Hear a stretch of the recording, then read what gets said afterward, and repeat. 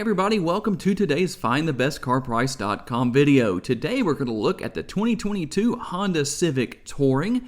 It has a sticker price of $29,690. Let's get started with our tour. Even though, just based on what was in inventory, this is a touring trim level. We've got a 21 sport trim level here, but just to kind of show some of the differences between the two as far as size and body lines and all that kind of stuff, I've parked these two side by side and we're going to do the best comparison that we can. And I know a lot of you are often asking me to feature lower trim levels. Like I said, this is what was available, and we will feature lower trim levels of the 22 model.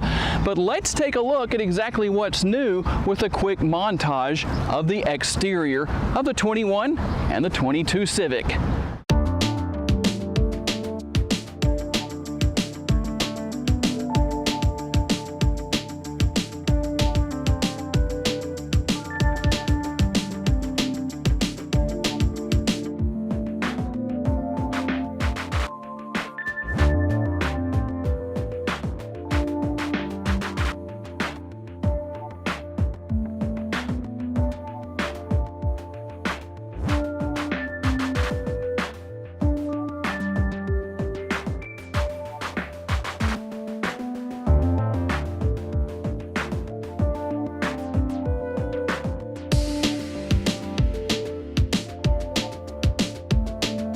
And of course, today's video would not be possible without my friends here at Holmes Honda in Shreveport, Louisiana. They've given me the keys to both models for the day so we can take a look at everything and see what's new and what's different.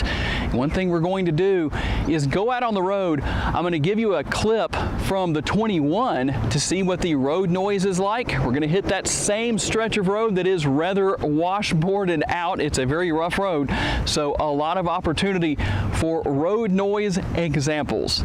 And then we'll take the 22 out and do the same thing on the same stretch of road and see what the differences are. Now, just to avoid getting any thumbs down, no, I'm not going to say what many others have said about this 22 version, the 10th generation of the Civic. I'm not going to say that it's anything more than, well, matured. Yeah, I'm not going to say that. And if you know what I mean, you can mention it in the comments. If you don't know what I mean, say it in the comments, and I promise people will tell you. So right off the bat here is a big difference. The front end is a little more elongated here on the 22 model. The A-pillar has been pushed back by 2 inches, and that's a good thing because that's going to improve driver visibility. That is definitely one thing I noticed between the two, just putting them in position for what we're doing here right now as far as not having been out on the road yet, but I did notice that driver visibility is better with the 22. Not that it was bad with the 21, but that's pretty impressive that Honda could improve on something that didn't necessarily need to be improved upon, and yet it is. A couple of interesting points to note based on comments that I've seen. One person said that the 22 version looks like a smaller version of the Honda Accord. Someone also said it looks like a Toyota Camry. And while I can't say that I see the look of the Camry in the 22 Civic, it might look a little bit like a scaled down version of the Accord, but I'm curious to know exactly what you think down in the comments. Let's talk a little bit about transmission options. Yes, there are a couple available. Now, outside of the hatchback, the SI, and the Type R, you will get the CVT transmission on all other trim levels. What about engine options? There are 2 available. Here are the details. Engine options are as follows: the 1.5-liter 4-cylinder and 2-liter 4-cylinders. The LX and Sport trim levels will get the 2-liter 4-cylinder that makes 158 horsepower and 138 pound-feet of torque. As for the EX and Touring trim levels, you will find the 1.5-liter turbocharged four-cylinder with an output of 180 horsepower and 177 pound-feet of torque. And with a stronger body, that's not the only change as far as the overall vehicle goes for 2022. You will find that the rear track is slightly wider. That's going to improve overall stability. The chassis has been upgraded, steering has been upgraded, and so has the suspension. So that makes me very interested to find out exactly what the test drive is going to be like, because I believe there will be some noticeable differences for the better. With a slightly longer wheelbase, the first thing I noticed when I hopped into the back seat here is there is a little bit more room, and Honda achieved that not so much by increasing space overall in the interior, but they actually slightly reclined these back seats just a little bit, but enough to really give you a little bit more comfort. You just feel like you have more space here, and as you can see, the passenger seat, the passenger front seat is pretty far back, but there is a lot of room here available that I'm not able to use just because of the position of the front seat, but yet I'm pretty comfortable back here. I could stretch out a little bit more if that was further forward. You do have a couple of USB ports back here, and there is a really positive change that you're going to find on certain trim levels. Let's talk about exactly what that is when we hop into the front seat. Let's talk a little bit about what you'll find, at least on the Touring trim level, as far as what's available. Of course, Apple CarPlay and Android Auto integration are available on not just the Touring trim levels, but all trim levels. Here's a look at the dashboard as far as how that looks. But let's talk about something that is a big improvement, at least that's what Honda says, as far as the safety system goes. You no longer have the radar system, it's now a camera, and Honda says that it's more accurate, it's quicker to respond, it does a better job of seeing the lines going down the road. So overall, that sounds like a big improvement right there for 2022. And as far as the overall layout and design, you're definitely going to see some changes here. You see the honeycomb design here with the air conditioning vents and just the trim across the center section of the dashboard. And something that might be of interest to some of you is the fact that you hear a click when you adjust the air conditioning. Hopefully you can hear that. Hopefully you could hear that. And of course, wireless charging here for your cell phone, that's a good thing. And just overall, let's just take a look at what you have here across the dashboard with your connectivity, with the shifter, all your different controls here for driving modes, turning that auto start stop feature off so you save the life of your starter. That's always a good thing. And one thing that I noticed here that I personally like a lot is that there is actually a finger rest right here. It's not really a hand rest, although I guess you can, but you can kind of see what I'm doing with my hand right here, just right here in front of the infotainment screen. That is a change as far as the overall positioning. It's more of a floating screen now for 2022. It's not inset into the dashboard, and I must say, it's very quick to respond. I like that. And something else that's interesting here, you do have a couple of integrated buttons here over on the left-hand side. It looks, when you just look at it from the driver's seat, it kind of looks like those are just part of the screen, but they're actually buttons right there. And of course, you have the knob for the radio, and something we learned with the Honda Ridgeline. That's what apparently Ridgeline owners wanted, because that was something that was added for 2021. You've got a knob there, nothing new right here, but still very, very well done.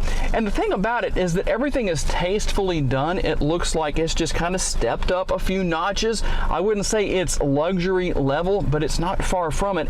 And the best part, everything is very easy to use, very easy to learn. Yes, there are some changes, but nothing to be afraid of. So overall, you've seen what everything looks like. We've talked about what's new for 2022. My favorite part always is the test drive, and I'm very excited to see how this model handles out on the road.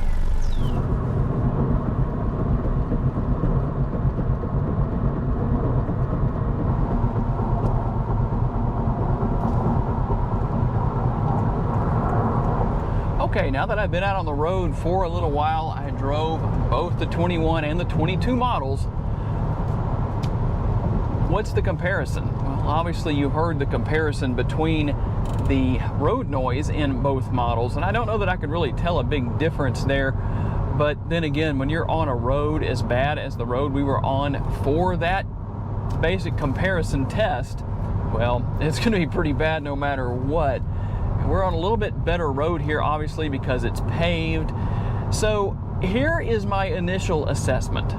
The 22, I almost want to say feels new, but when I think about my drag racing background, when I would get a new car, the car would just feel tight. It would react better. It was easier to drive because it wasn't worn out. You put enough runs on a race car, eventually the chassis gets worn out. The best way I can describe the 22 model of the Civic is that it feels tight.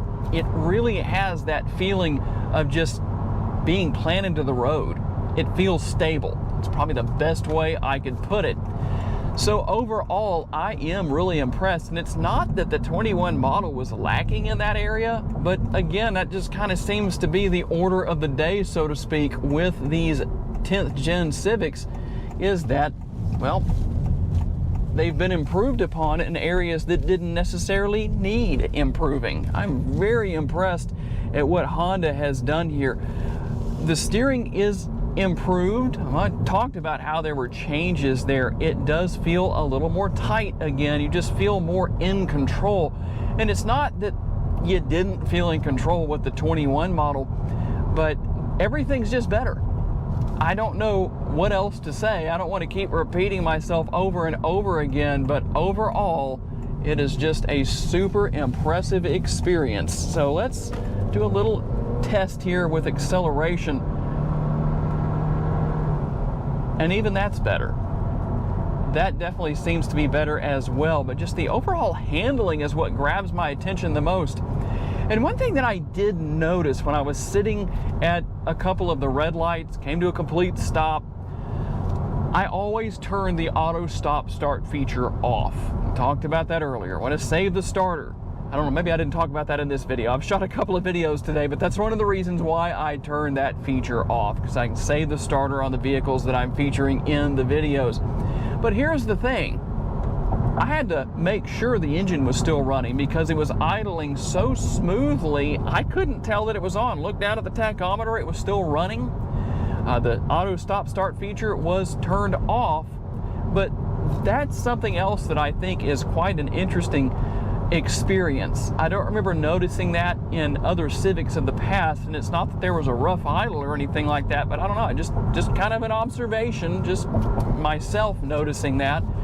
And keep in mind, you know, I do have a racing automotive background, so I'm going to notice things that a lot of people probably are not going to notice. And we're going to go through our corner here, not at any high rates of speed or anything like that, but just kind of cruising through here, see how it handles. Wow, I am very impressed. I mean, just hugging the road. Wow. That is super impressive, I must say. Kudos to Honda for everything they have done. Remember, like I said, suspension, chassis has been updated, steering has been updated, and that is all reflected in the driving experience. And the overall ride quality is good. Like I said, visibility is good because of the changes to the front end and to these A-pillars.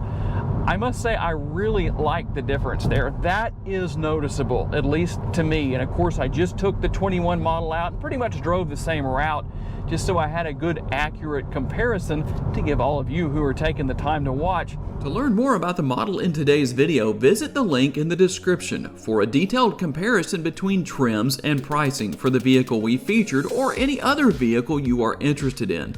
These pages feature information such as our recommended trim level based on price, value, and features. Thank you for taking the time to watch today's video. We look forward to seeing you next time.